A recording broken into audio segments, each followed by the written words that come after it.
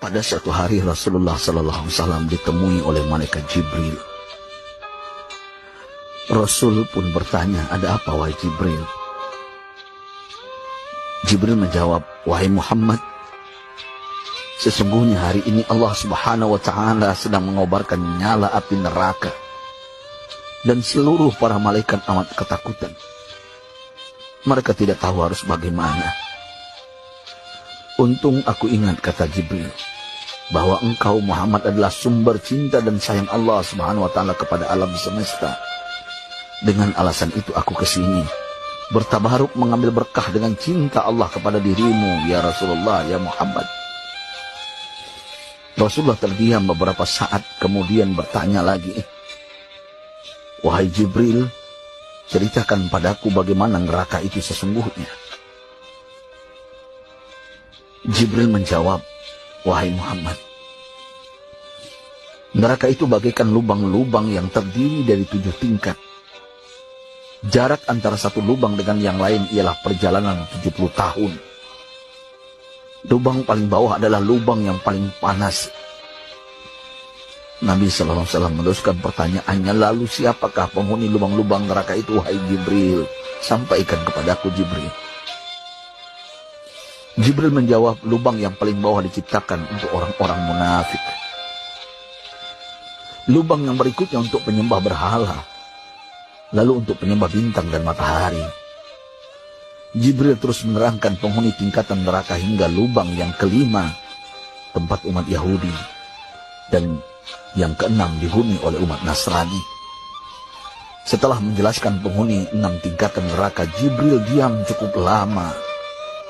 Rasulullah SAW penasaran dan bertanya kepada Jibril, wahai Jibril, siapakah penghuni neraka yang ke-7? Jibril diam saja tidak menjawab. Rasulullah SAW mengulangi pertanyaannya, tapi Jibril tetap diam. Rasulullah tambah penasaran dan mendesak Jibril agar dijawab pertanyaannya. Akhirnya Jibril pun berkata, umatmu wahai Muhammad, mereka itu para pelaku dosa besar di kalangan umatmu, yang dimana sampai mereka mati belum sempat bertaubat. Mendengar jawaban Jibril, Rasulullah langsung jatuh pingsan.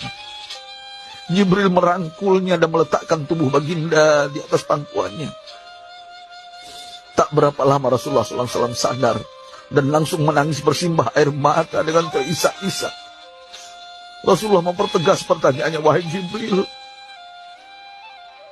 apakah benar ada di antara umatku yang masuk neraka? Jibril menjawab, benar wahai Muhammad, pelaku dosa besar di antara umatmu yang belum bertaubat.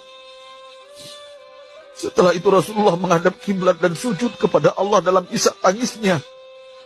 Sesekali dengan suara pelan beliau membisikkan kata-kata, ummati ya Rabb, ummati, ummati, ummati. Beliau SAW tidak mengangkat kepalanya dalam keadaan seperti itu selama 3 hari 3 malam, kecuali setiap Bilal bin Rabah mengumandangkan azan, barulah beliau bangkit untuk menjadi imam, dan setelah itu kembali sujud lagi. Pada hari ketiga Abu Bakar menyadari hal ini, beliau mengetuk pintu Rasulullah dan mengucapkan salam 3 kali, namun tidak terdengar jawaban. Abu Bakar sedih dan berseru di hadapan pintu Nabi besar Muhammad SAW. Apakah ada jalan untuk masuk ke rumahmu ya Rasulullah? Tetap tidak ada jawaban. Di jalan Abu Bakar bertemu sahabat Umar. Mengapa engkau menangis wahai Abu Bakar? Kata Umar. Abu Bakar menceritakan keadaan Rasulullah SAW. Maka Umar pun melangkah menuju rumah Rasulullah dan terjadilah hal yang sama. Umar pun pulang dan menangis. Di jalan Umar bertemu sahabat Salman Al-Farisi. Dengan terisak Umar bercerita kepada Salman hingga membuat dia amat sedih, namun tidak berani mengulangi hal yang sama.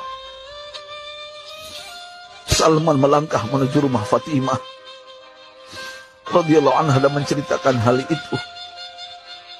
Setengah berlari Fatimah menuju rumah ayah tercinta dan mengetuk pintu sambil mengucapkan salam. Mendengar suara lembut putri tercinta, sejuklah dada Rasulullah. Beliau bangkit dari sujud dan membuka pintu. Alangkah terkejutnya Fatimah melihat Rasulullah, ayah tercinta, amat kurus dan pucat. Fatimah memeluknya, lalu menangis. Wahai ayah, apa yang terjadi? Mengapa engkau amat sedih seperti ini? Rasulullah kembali menangis dan berkata dengan suara lirih, wahai Fatimah, belahan jiwa aku. Bagaimana mungkin aku tidak sedih sedangkan Jibril mengatakan akan ada kelak umatmu yang akan masuk neraka.